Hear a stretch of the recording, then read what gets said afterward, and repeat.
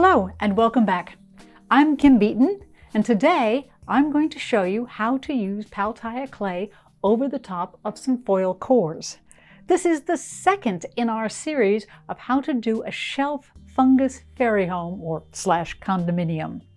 We'll show you all the basics of how to put the clay over the bottom part and texture it appropriately. Let's get started. I'm making a line here where that's going to fit.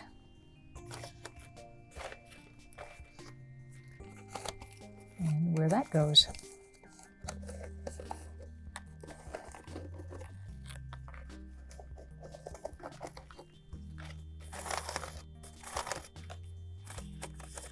And that's where that fits. Yep. Don't know if you can see that, but that's our marks. One thing that we're going to do just before we start adding clay is something that'll make your life a hell of a lot easier later down the line.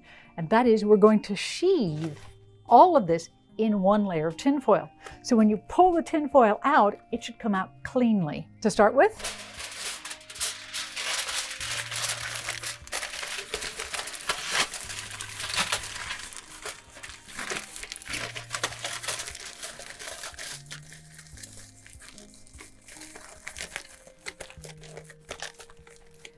you won't lose any major shaping, but it does mean tomorrow when you pull this tinfoil out, it's not going to bind against the cured surface of the sculpting material.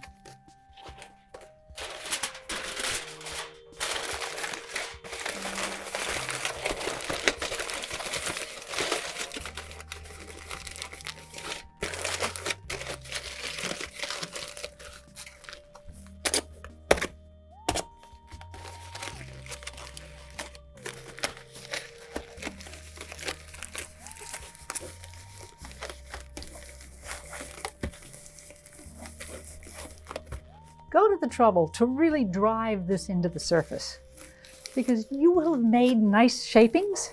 Keep them. Ta-da! Nice and clean, very pretty. When making a sculpture about this big, you're going to end up mixing about a dozen individual batches by hand. Or you can use a mixer. And I'm going to be lazy today and I'm going to use the mixer.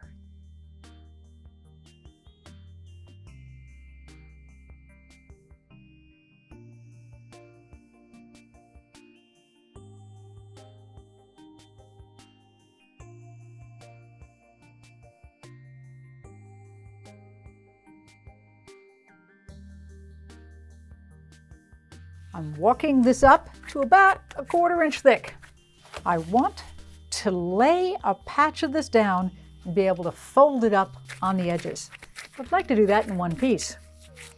So let's see if we can do that. Just like pizza dough. Can I do it in one piece?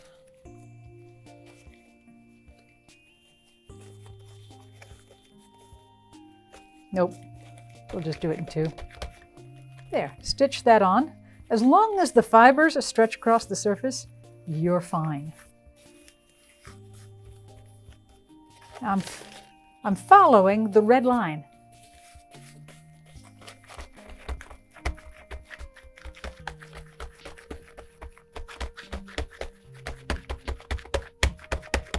There, and that's the back part.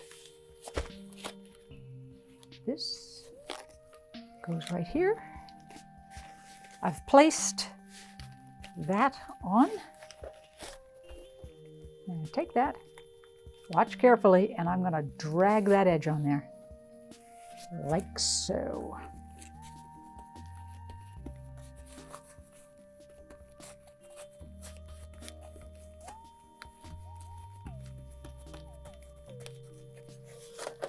This, again, about a 1/4 inch thick.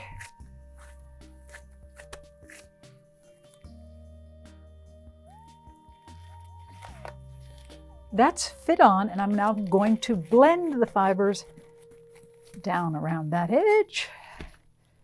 Punch some holes.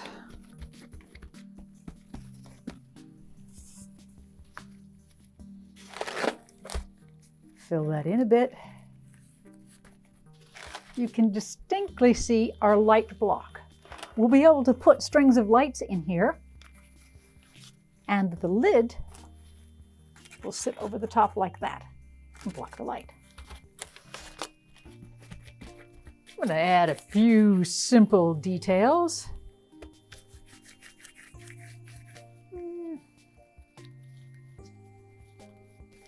Some additional visual ridges, something a little funner.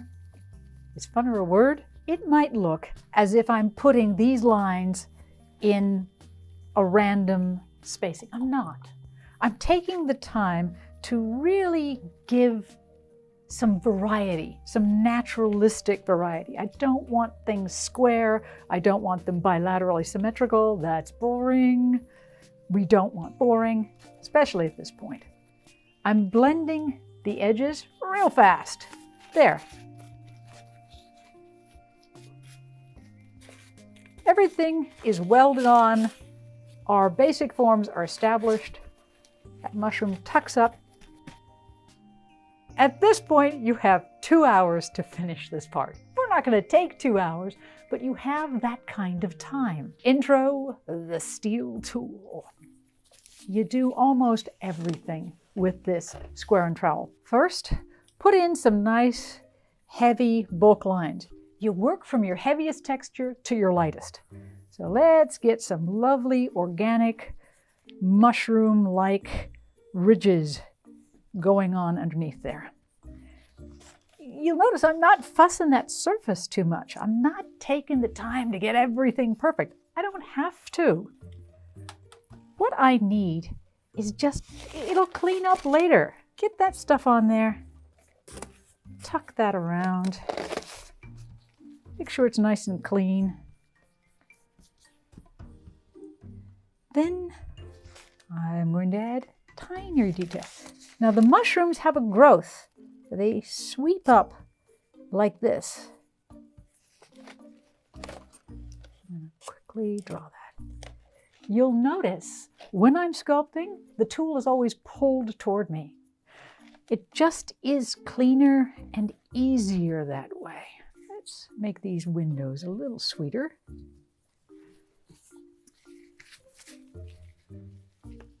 Pinching off. Instead of taking a pinch like this and putting it on, it's easier if you take it, scissor it off with the tool, and put it on. You'll notice when I do that, there's fur. That fibrous component is beautiful for this.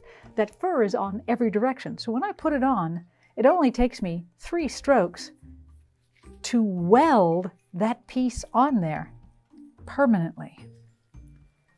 So I'm going to add a little roof over this window. Add lines of flow. Let's put a roof on that one. Again, stay a little sloppy, because in naturalistic forms, there is a touch of chaos. Keep that chaos on the surface. The moment you harden up and make it rigid, you can just take the life right out of a sculpture. It's going to sit like that. Okay, I'm going to lift that ridge a little bit. I'm not happy with how low that is. Just going to lift it right up and thicken that in that region.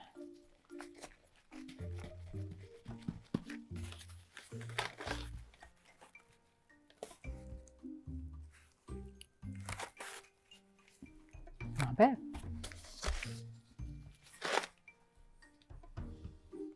This is our big rough detail. Now we're going to go to the next layer, which is our mid-level detail. Lines of flow. Lines of flow are the naturally organic lines of growth. And sometimes they can go exactly opposite of each other. These lines of flow are sweeping there. They're never parallel. You do parallel, you're doing it wrong. So I'm going to put a line of flow across here. And it is 90 degrees to the other ones. Okay, and some of them will ripple across that way, and others will mix and match. What you're seeing is start, stop, wiggle it a little, start, stop. Keep it irregular. Because when you use this sweet tool, a dry brush, I'm going to blend some of this together. It blends. It blends everything, and you will get almost human flesh. Okay, you don't want to go that far, but you can get there nearabouts. It drives the fur down that's in the fibers. Now, fine detail. I'm going to just drag along that surface. Start, stop, wiggle it a little. Keep them in the right direction, but again, don't make them parallel. All lines should be curving, delicate, and organic. Every shelf fungus is different. Oh my heavens, they've got so many varieties of these. And how they look underneath is vastly different. The version I'm making is one of my own devising. This is not a particular shelf fungus. This is a shelf fungus as if done on Mars. The detailing is starting to layer. So you had the heavy lines, which were then pounced with the brush. You had the medium lines, which were then pounced with a brush. And now the fine ones. And I'm looking for something that has the sense of growth and growing radially out. So here, even my lines of flow are going almost 90 degrees from what was there prior. That's fine. A radial line where it's sweeping out like a fan, oh, it's so pretty. That's what you want. And these subtle lines will blend on the next pouncing. Gently, I don't want to obliterate these shapes. Some shelf fungus are almost pearlescently smooth underneath. And we're about 20 minutes in. The Pal Tiya now has an almost wax-like consistency. And what that means is when you go across the surface bows down, almost rubbery-like. And that's when you can put really beautiful, gentle lines in. Again, okay, you got an hour and a half. We'll be done here in 10 minutes. So plenty of time. Take all the time you need and don't let the time clock bully you into starting and stopping. You can even add more. Continue to add more for another 2 hours if you want. So luxuriate, have fun. This is the point we've all been waiting for on the sculpture. You can see as I'm doing this that it's almost taking on a fleshy-like pillowiness into that surface. Ooh, wow, that looks really good. Man, I like that. We're gonna hang this from a tree. I need a nail hole. Make it pretty big.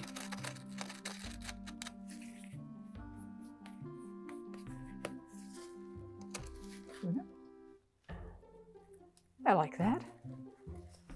Yeah, I'm actually liking that. That looks pretty sweet. Thanks for watching this video.